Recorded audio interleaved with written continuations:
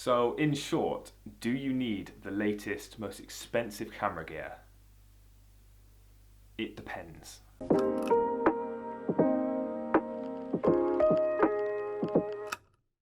Why is it whenever I've not talked to the camera in a long time, I come back to it and I don't know how to speak properly? Is it just me or does it happen to everyone else? So in this video I'm going to talk to you about camera gear and whether or not it's important to have the latest, most expensive, newest camera gear, or whether you can make do with a camera that is 7 years old. A bit like this one right here. This camera came out in 2013.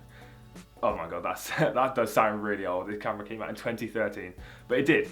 And that's what I've been using for the last year. Like, I have taken this camera everywhere with me. I've taken it to abandoned factories to do flamethrower shoots. I've taken it to my girlfriend's graduation shoot before, which I got some really nice portraits with it. I've taken it to see the most insane sunsets I've ever seen before in my entire life. And I'm glad that I had the camera with me because I captured it in the way that I wanted to capture it, and I've got those memories now for a very long time. I've shot smoke flares with it. I've done a lot of stuff with it. So I'm coming to you with this video from experience of a user that uses a prehistoric camera. Not quite prehistoric, but it's an old camera. Now, why would you use a camera that is 7 years old? Well, not everyone is made of money. I'm not made of money, and if I was made of money, I probably wouldn't be shooting on this, but I cannot grow money out of thin air. I cannot just go out and buy the latest camera gear whenever I want. It doesn't work like that, and I know for a lot of people it doesn't work like that. As it stands, I'm stuck with this camera, and I'm making it sound like it's a bad thing. Like, I'm really grateful for the use of this camera. I mean, this isn't even my camera. This is not my camera. This is my girlfriend's camera. She's been lending me it for the last year, and if it wasn't for her, I probably wouldn't even be into photography because I wouldn't have a camera to use. So I just want to say thanks to my girlfriend for letting me steal this camera. If you don't know what I use a Canon 700D, and I've got two lenses. I've got the kit lens, the 18-55, and I've also got the 50mm 1.8, which I use mainly for portrait shoots. This camera setup costs around £250 at the moment, and when you're talking about camera gear, £250 is really not a lot of money. It's not.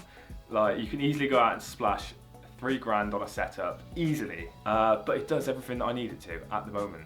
So with this experience in mind, I've come to learn a few of the limitations of this camera and what I would want if I were to upgrade this camera. Now, one of the main limitations of this camera for me is that it doesn't shoot 4K, and I feel like 4K is kind of vital in 2019, moving into 2020. Like, I need 4K in my life.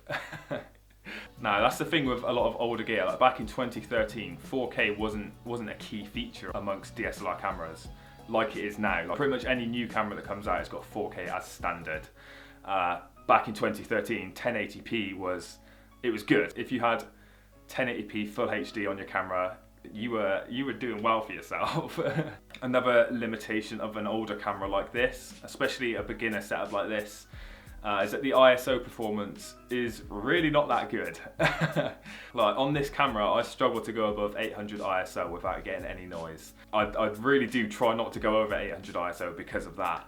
And I know on a lot of the new cameras, especially a lot of the new Sony cameras, you can go up to like 5000 ISO plus and still not have any noise. Shooting this in low light is really hard for me. I like getting nighttime portraits, especially with like neon signs and things like that. The ISO is just so bad and you get so much noise from the photos. And another one of the limitations of this camera is that it doesn't have inbuilt image stabilization, which means I have to warp stabilize pretty much everything. Do you know how long that takes on Premiere Pro to warp stabilize every single clip that you've got that is moving?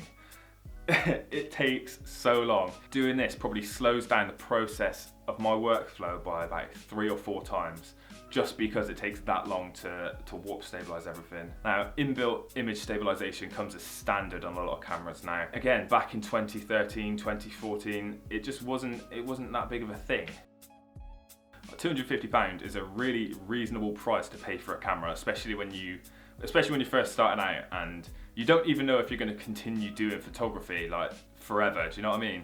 Like, there's nothing worse than starting a hobby, splashing all this money on it, and then finding out you don't actually enjoy doing the hobby. So you've just wasted all that money and you have to go through the process of selling it all, and at the end of the day you just lose out on money. So getting a cheap camera like this is just perfect for beginners. Honestly, I couldn't recommend a camera like this anymore. And I think that it's kind of a good thing as well that there's not all of these features that you need to learn. Like, it's just really easy to pick up and go with this camera. Like, the fact that it's so basic just makes it so much easier to learn, and I feel like that's really helped me progress in that sense as well. So I guess the thing that I want you to take away from this is that it's not all about the gear, it's more about you as a photographer. And as long as you know the limitations of your camera that you're using, then you will succeed with it. Honestly, you will. And the way that I see it is that if you can take good photos with a shit camera, then you can take even better photos with a good camera. Like, I don't know if that's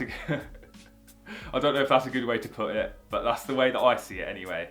If you enjoyed this video, don't forget to give it a thumbs up, drop a comment down below, and hit the subscribe button. That's all I've got for you today. I'll catch you in the next one.